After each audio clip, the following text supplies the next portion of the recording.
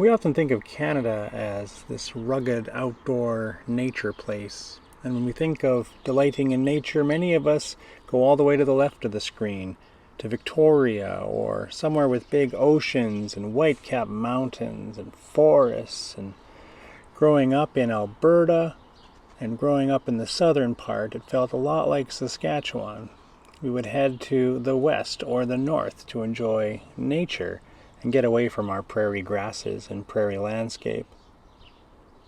But delighting in nature is not necessarily about the big things and the mountains or the trees, but it's an attentiveness and a willingness to be present to what is all around you. I want to show you something that I discovered here in Regina.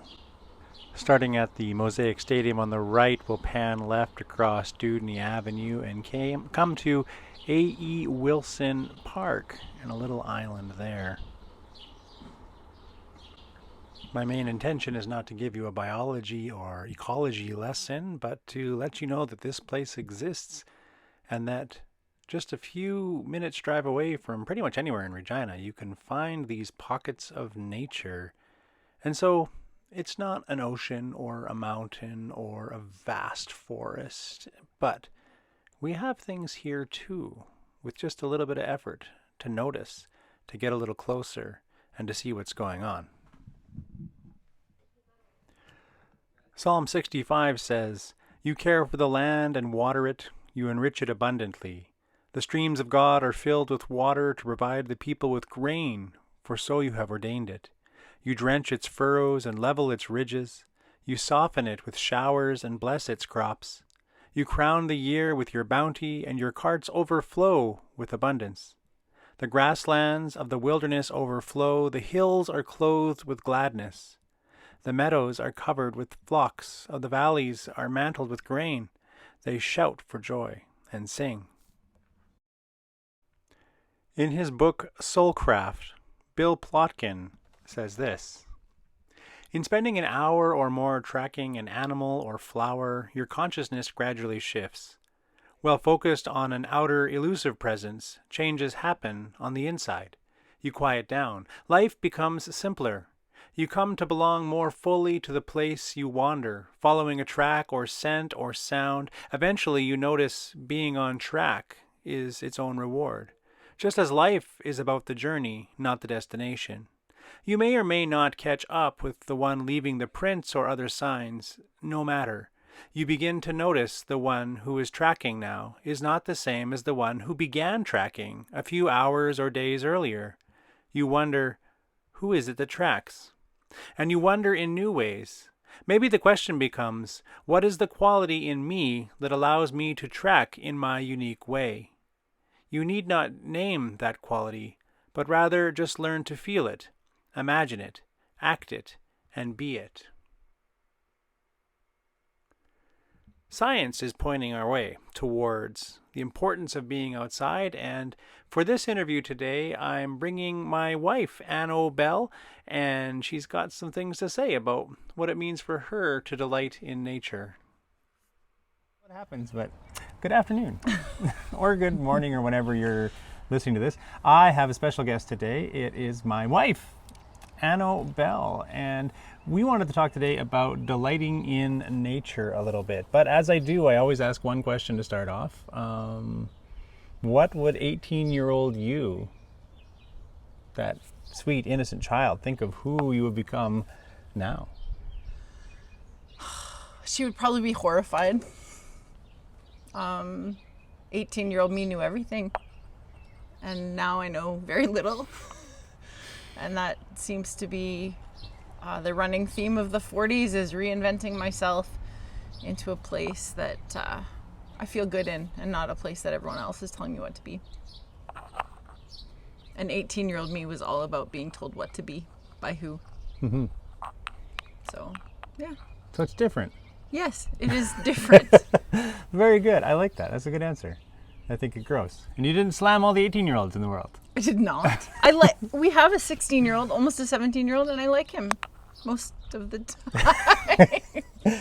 It's a beautiful thing. I have a quote from Bill Plotkin in a book called Soulcraft, and it says, "We are given nuggets of wisdom regarding the willingness to commune with nature as a powerful tool for cultivating an inner life. As we explore this option, we discover that our entire being, mind, body, and senses are engaged."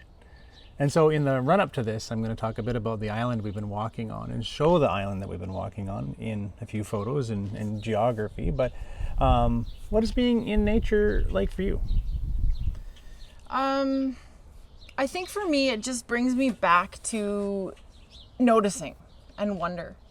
And it brings me back to, or it brings me out of the sense of there's so much I have to get done. There's so many things I have to accomplish today. The kind of ever-running list of a mom of 4 kids.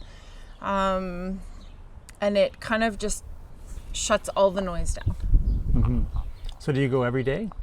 No, my husband tends to be very lazy. No, I'm just kidding. Oh, burn. I'm kidding. No, we try and go we've been trying since January to go, about 3 or 4 times a week. We've been trying to walk. And in this COVID time, it's been weird because in January when we started walking, it was like an escape from the chaos of the kids and the stresses and time for just us to reconnect, I think. And that felt really sacred to me. Our kids are finally at an age where we can leave them and not really worry about it. But now in this time of COVID, for me at least, it's felt like we should also get the kids out in nature. So then there's been kind of this ebb and flow of trying to get time to ourselves and like one-on-one with you, one-on-one with nature, even just for myself to go for a walk alone, but also kind of balanced with the pull of trying to get the kids to come outside too and share with them the wonder of what it means to be outside. Yeah.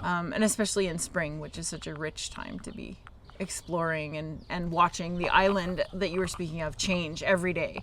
Every time we go, it's a little bit different. There's new birds, there's new babies, yeah. There's 2 things I'd pull out there. One is a reference to kind of an idea of the sacred, an experience of the sacred. And then also, I'm feeling a bit of the tension between get out in nature as a to-do list item and just truly enjoy it, because all of our normal ways of spiritual practice are disrupted right now, or many of them are disrupted. And so can you speak a little more about sacredness and that tension between to do and, I guess, get to do? I think when I take the kids, it's to do. And when just you and I go, then after about 15 or 20 minutes, it feels like get to do. Like there's always kind of that moment of like, oh, I have to put my shoes on and go walking. And especially in the evenings, I think when I'm feeling tired or I'm feeling kind of like it's already been a long day.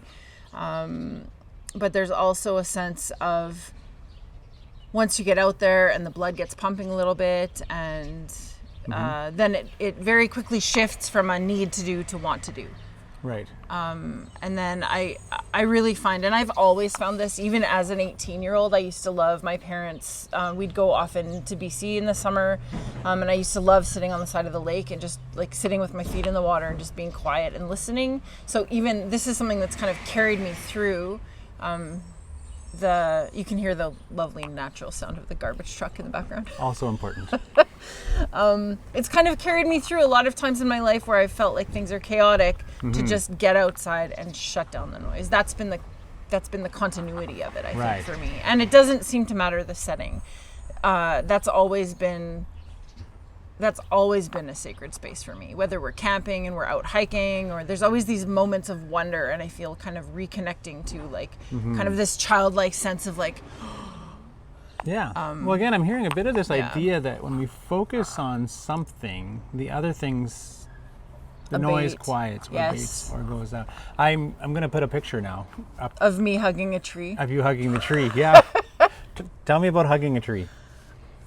You know, there's this kind of like, I don't know if it's derogatory term for like hippies, like a tree hugger, people who love nature. And I was kind of laughing at myself because one day a couple of weeks ago we were walking and I was just like, I'm going to hug this tree. I really like this tree. And it's on the same island and it's a cool tree, a pinon, I think it's called, or some kind of a red wolf pine maybe. Anyway, we looked up the name of it, but its bark all gets peely and it looks kind of scraggly, and I leaned into it and hugged it kind of as a joke, and then I couldn't I just wanted to stay there. I think at one point you even walked down the path and like, I don't know if you were just trying to give me some space or didn't want to be with the crazy lady. No, it was a moment where it's like, oh, you're having a moment. I'll just go over here and I felt like it was a moment. Yeah. I had this moment of just like, suddenly I could breathe again, and I felt just the tension and the anxiety, which is running high these days, just kind of drain out of my body. And on that, we've taken that walk several times since, and I've hugged that tree every time, and I even get one of our kids to hug it when she's with us, and she thinks that's kind of fun. So yeah, I just feel like it's kind of a connection of like feeling the pulse of something deeper than myself, and feeling the breath of something deeper than myself, and that feels very significant to me and very, very healing. Do you hear it? What? The mourning dove. Listen. That's my favorite bird. There. Did you hear it? Woo! Listen.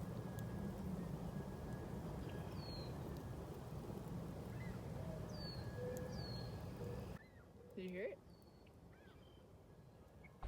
Yeah. Pausing, focusing, connecting. And just being, just even for a brief moment, just allowing myself to be and to focus on breath, which is another topic for another day. Yes. And to just be present in that very moment. And it doesn't have to be a long moment. Yeah. 1 minute, 2 minutes. It feels like a long moment when people are walking by and I'm the crazy lady hugging the tree. The kids are embarrassed, but I don't really care. Well, the science has spoken. My wife Anno has spoken. Nature is a spiritual practice. And so thank you You're welcome. for your time. And I'm so glad that there was no shrieking or screaming in the background. Now I get to go homeschool for children. Yeah, back to work right over there, another 20 feet away. Yeah. And yeah. All right. Well, thank you very much. Have a good day. And see. Doodly doodly. Okay. Now we're done. Yeah. You're still recording though. And now as you go, receive this blessing.